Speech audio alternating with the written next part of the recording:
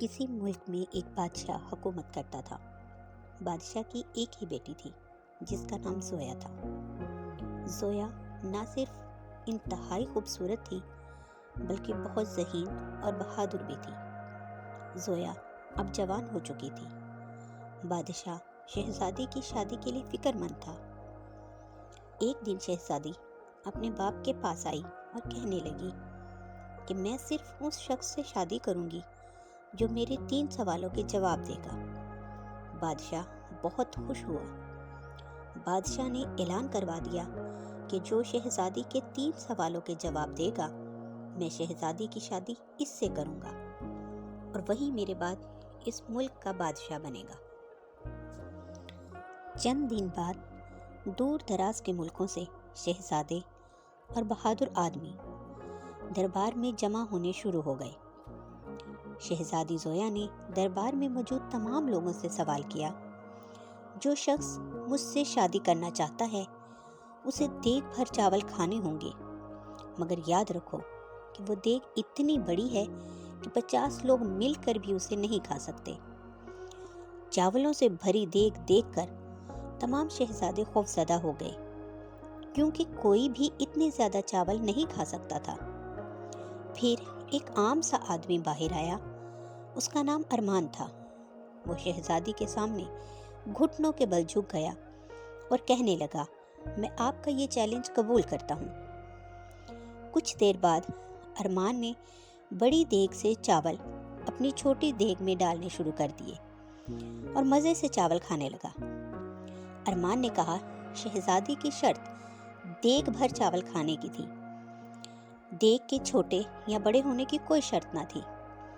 شہزادی نے مسکراتے ہوئے ارمان سے کہا، تم بہت ہوشیار اور سمجھدار ہو، تم نے پہلا سوال بخوبی پورا کر لیا۔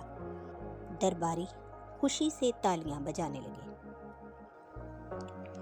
کچھ دیر بعد شہزادی نے دوسرا سوال کیا، کون ہے جو اس نہر میں گھنٹہ بھر تیر سکتا ہے، جبکہ اس نہر میں ایک بہت بڑا مگرمچھ رہتا ہے جو سب کو کھا جاتا ہے۔ تمام شہزادے بہت خوفزدہ ہو گئے اور کسی نے بھی نہر کی طرف جانے کی جرأت نہ کی۔ ارمان ایک بار پھر باہر آیا اور کہنے لگا، میں آپ کی یہ شرط بھی قبول کرتا ہوں۔ پھر وہ نہر کی طرف روانہ ہو گیا۔ تمام درباری اس کے پیچھے چلنے لگے۔ نہر کے پاس پہنچ کر ارمان بغور اس کا مشاہدہ کرتا رہا۔ کچھ سوچ کر وہ گیا اور ایک بکری لے آیا۔ اس نے بکری مگرمچھ کے سامنے ڈال دی۔ مگرمچھ نے بکری کو فوراً کھا لیا۔ پیٹ بھرنے کے بعد مگرمچھ سونے کے لیے اپنے غار میں چلا گیا۔ ارمان نے نہر میں چھلانگ لگائی اور گھنٹے تک تیرتا رہا۔ تیرنے کے بعد ارمان محل میں آیا۔ شہزادی ارمان کی عقل مندی سے بہت خوش ہوئی۔ شہزادی زویا نے مسکرا کر کہا، تم نے 2 سوالوں کا جواب اپنی عقل اور بہادری سے دے دیا، لیکن میرا تیسرا سوال سب سے مشکل ہے۔ اگر تم نے اس کا جواب دے دیا تو تم میری آزمائش میں کامیاب ہو جاؤ گے۔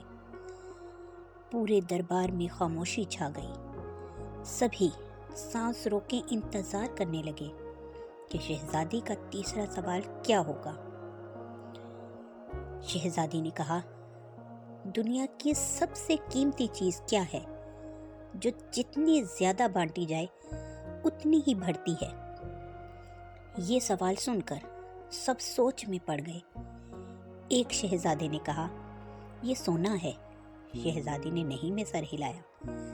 دوسرے شہزادے نے کہا، یہ طاقت ہے۔ شہزادی نے کہا، نہیں۔ پھر تیسرا شہزادہ آیا اور کہنے لگا، وہ زمین ہے۔ شہزادی نے پھر نہیں میں سر ہلایا۔ ارمان خاموشی سے سب سن رہا تھا۔ اس نے کہا، شہزادی، دنیا کی سب سے قیمتی چیز محبت ہے۔ شہزادی نے دلچسپی سے پوچھا، محبت؟ مگر کیسے؟ ارمان نے کہا، محبت ایسی دولت ہے جو جتنا زیادہ دوسروں کے ساتھ بانٹی جائے اتنی ہی بڑھتی ہے۔ یہ انسان کو خوشی، سکون اور خوشحالی دیتی ہے۔ یہ دشمنوں کو دوست اور اجنبیوں کو اپنا بنا دیتی ہے۔ شہزادی کا چہرہ خوشی سے چمک اٹھا۔ اس نے کہا، نہ صرف تم نے میرے سوال کا صحیح جواب دیا، بلکہ ثابت کیا کہ تم واقعی ایک سمجھدار اور نیک انسان ہو۔ بادشاہ نے اعلان کیا، ارمان نے تینوں سوالوں کے جواب دیے ہیں، اب وہ ہماری شہزادی کا حقدار ہے۔ پورے دربار کو دلہن کی طرح سجایا گیا، خوشیاں منائی گئی۔ ارمان اور شہزادی کی شادی کی شاندار تقریب منعقد ہوئی۔ ارمان اور شہزادی نے محبت اور انصاف کے اصولوں پر زندگی گزاری اور ان کا نام ہمیشہ کے لیے تاریخ میں یادگار بن گیا۔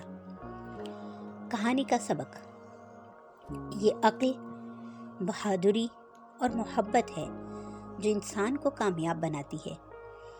دنیا میں محبت سب سے بڑی طاقت ہے جو نہ صرف دوسروں کی زندگی بدل سکتی ہے بلکہ آپ کو بھی خوشیوں سے بھر سکتی ہے۔